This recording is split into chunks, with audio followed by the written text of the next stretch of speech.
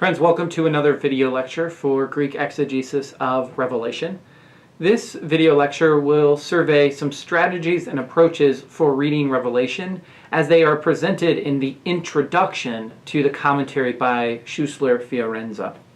Let me give you a brief overview of what you can expect for this video lecture. First, I want to introduce Elisabeth Schüssler Fiorenza and some of her work and her legacy as a New Testament scholar. I would then want to review what she says about three types of commentaries, or maybe three varieties of commentaries, and then outline four approaches that she discusses in this introductory material, and then conclude briefly with a reflection on her own rhetorical analysis and the lessons that we can gather for the process and practice of exegesis. So to begin, let me start by introducing Elisabeth Schüssler Fiorenza. Elisabeth Schüssler Fiorenza is the Kirster Stendahl Professor of Divinity at Harvard Divinity School. She is known for her pioneering work in biblical interpretation and feminist theology. She is one of the leading voices in feminist biblical interpretation, and her work surveys everything from the writings of Paul to Revelation to the Gospels and a number of other more handbooks, sort of exegetical and interpretive handbooks, as well as more theoretical and theological work. She is the author and editor of over 30 books. She is one of the most decorated and celebrated scholars who is currently alive in the Guild of New Testament Studies. Next, I want to review the three types of commentaries that Schüssler Fiorenza discusses in her introductory chapter. The three that she identifies are what she says are historical critical, those that are more pastoral or practical in their orientation, and those that are rhetorical, like the one that she will offer in her own commentary. To begin, the historical critical commentaries really aim for what she describes as a quote-unquote objective scientific reading. The idea here is that if you follow the proper steps of exegesis, you can get to the definitive original meaning of the author. It is waiting there for anybody to find it as long as you use the right tools to access. This approach to commentary writing emphasizes the objectivity and disinterestedness of the interpreter rather than seeing the interpreter as more engaged in offering a perspectival reading. Very often, you will see in these sorts of commentaries a marginal interest in theological interpretation or of issues of proclamation. Those seem to almost not be the questions that are being asked in these commentaries, and you'll often find any theological or homiletical discussions as excursus in the larger commentary. The next type of commentary that Schüssler Fiorenza discusses is the pastoral or practical version. And there's a really some important work that Schüssler Fiorenza does in this chapter. She talks about this distinction between what a text meant and what a text means. And this is actually a distinction penned by Stendahl, the very scholar whose chair she currently sits in at Harvard Divinity School. And in an article on New Testament theology, he says that New Testament theology has two exercises. The first is to describe what a text meant in its original historical setting. And then once that has been established, you can begin to talk about what a text means for contemporary readers. But you have to do both, and those two exercises can't be separated from each other. Another sort of distinction of the pastoral or practical is that it insists on and it maintains a significant gap between the worlds of the text, between the world of the text and the world of the readers. And again, this is an idea that's due to a scholar named Lessing, who talks about the ugly ditch of the biblical text, this almost insurmountable gap between the world of the Hebrew Bible and of the New Testament and the world of contemporary modern interpreters. Or you might have heard of the literary theory of Paul Ricoeur, who makes a similar sort of statement about the world of the text and the world of the reader. And so the pastoral practical is really going to insist that those two worlds stay separate.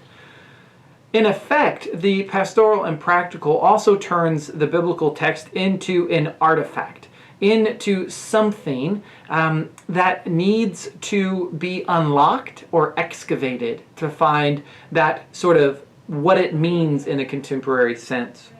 And so those commentaries that adopt this approach to biblical interpretation often find the need to rescue the message in some form or fashion, whether through translation or through selecting parts of a biblical book that are maybe fashionable or appropriate while ignoring or downplaying others. All of that is in need of trying to get to the contemporary significance of a text. The final type of commentary that Schüssler Fiorenza describes is one that requires or makes up of rhetorical practice. So this form of commentary includes an attempt to understand the historical context in which a biblical writing was composed. But it also sees and it stresses that there is an interaction with the biblical text from particular socio-theological locations. So the location of the interpreter, the social, political, religious, theological location of the interpreter is really stressed. In her approach to writing commentaries, there is a production of meaning, not simply a discovery or an excavation of meaning. She uses this phrase, making sense of a biblical text, several places in this chapter, and I love that idea because it emphasizes the active and creative role of the interpreter in making or producing meaning from and with a biblical text. She concludes as well that rhetorical interpretation is both public and political. It has a wider audience and it has a broader accountability in this regard. I think one quotation that really captures this importance is on page 3. Context is as important as text, she says. What we see depends on where we stand. One's location or rhetorical context is decisive for how one sees the world, constructs reality, or interprets biblical texts.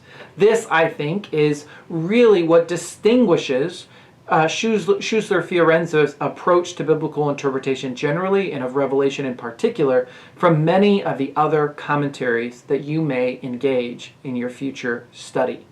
With that overview in mind, I want to survey the 4 approaches to the book of Revelation that she discusses. And I'm going to put them in my own language, my own terms, but you can see them there in the introduction. So the first term, or the first approach that Schüssler Fiorenza introduces is what I'm calling the mainline marginalization of theologically offensive revelation. If you look at the Revised Common Lectionary, you will see that there are probably only 2 passages of Revelation included in the whole lectionary for 3 years. And both come from the end of Revelation when the New Jerusalem is revealed. So that shows us that mainline denominations aren't actually interested or don't find Revelation to be particularly relevant or applicable or appropriate for contemporary readers. And so, on the one hand, the mainline neglects or marginalizes Revelation. But in other groups, Schüssler Fiorenza speaks specifically of historically marginalized groups who find Revelation to be extremely significant and applicable for their purposes. And there's 2 that she discusses. The first approach Revelation as an allegory of the end times. And so here, Revelation is regarded as a great puzzle or a code And the job of the interpreter is to decode the message and find the historical events in a contemporary moment that align or have a similar idea in the book of Revelation.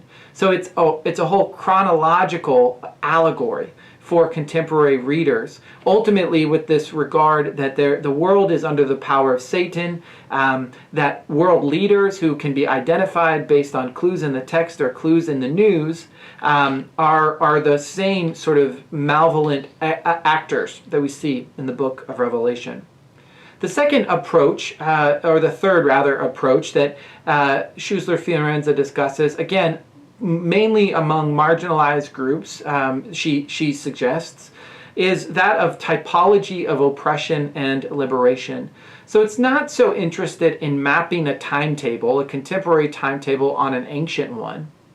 Instead, it sees in Revelation's depiction of oppression and liberation as a type, as a typology for understanding their own experience of persecution or oppression and their hopes of liberation. And so she provides a number of examples, Martin Luther King Jr. being one of them, Alan Bozak, who we'll read in this class, being another. And then the final example that she discusses, the final approach, is a feminist critical approach to the book of Revelation. And she sort of discusses two subtypes of this. The first basically decides that the androcentric and gendered theological message of Revelation is so great that all an interpreter can do is simply point to it. Can say, look, Revelation uses women as a negative antitype to the positive portrait of men. Or, Jezebel is a negative counterpart to the woman clothed in sun, but these women don't really have acting roles. They're not really significant to the narrative of Revelation, and therefore it has a negative portrayal of women overall. The second approach seeks to undo or challenge or reinterpret that reality of Revelation. So it does more than just point to the sort of gendered reality of Revelation. It also emphasizes the agency and subjectivity of female interpreters so that they can undo that legacy and break out of the world that the text creates. So those are the four approaches, again, I think important approaches for us to keep in mind at a start of a class like this. Finally, let's briefly discuss her own rhetorical analysis. The first thing she says is that her approach is an attempt to make sense of the first meaning of the text. But she quickly says, but mine is not an objective repetition. It's not simply the scientific discovery of the original meaning. Rather, it is the reasoned rhetorical production of meaning. Again, the active process of meaning making, and it occurs from a particular socio-political and theoethical stance and perspective. She goes on to say that her rhetorical analysis is an exploration of the powerful, persuasive power of symbolic language that is captured within the overall structure of Revelation and within the rhetorical situation that is inscribed in it. So it's an analysis of language, it's an analysis of the overall structure of Revelation and how that gives meaning to that language, and of the rhetorical situation that is inscribed by it. The rhetorical analysis that she suggests integrates historical and literary and theological analysis. All of these are tools for making sense of this biblical writing. She includes in her discussion a number of elements related to rhetorical theory, ancient as well as modern rhetorical theory. And she says that really what's important about rhetorical analysis is an analysis of how arguments are constructed. And she discusses the three types of rhetoric, deliberative, forensic, and epicdidic rhetoric. And then she talks about the three means of persuasion through ethos, pathos, and pistis. So from the perspective, the portrayal of the speaker, from the appeal to the emotions, and from examples or proofs. Each of those is a tool for understanding how an argument is constructed, but she also includes in her rhetorical analysis an analysis of how power is inscribed. How is power involved in the biblical text and in our analysis of the biblical text? Let me conclude this lecture with a few lessons for exegesis. I think the very first and most important lesson is that distinction between making meaning of a biblical text and of discovering or extracting meaning. So there is, Schüssler Fiorenza's approach is much more active and recognizes and affirms the agency of the interpreter. The second thing sort of follows from that is the connection between text and context. Keep that line in your mind, that what we see in a text depends on where we stand. It's such an important statement about interpretation and exegesis.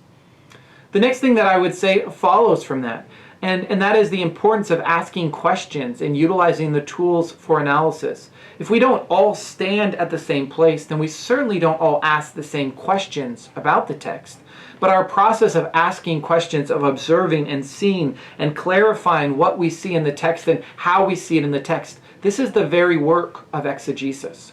And so from wherever you stand and from wherever you look at the text, the important thing is that we begin to be able to express our questions and our observations. What do we see in this text? And the final thing that I would say as a lesson for exegesis concerns the importance of symbolic language and the imagination. So one of the things that's true of Revelation in particular, but applies to a lot larger swath of biblical literature, is the role of symbolic language and its imaginative and emotional capacity and potential. And so while we are trained in post-Enlightenment worlds to think linearly, to think often with our reason and rationality, Revelation appeals to our imagination. It appeals to these mythic struggles between good and evil. It invites us to imagine a world in which beasts and animals have speaking roles, in which angels and demons are active, and in which the human and the supernatural worlds collide. This is, I think, fundamental to reading Revelation. Well, that's all I want to say about these strategies and approaches to reading Revelation. We will encounter more as we continue in the class, but I thought this introductory chapter from the commentary by Schüssler Fiorenza was so important that I would include it as one of our video lectures. Thank you so much for your time.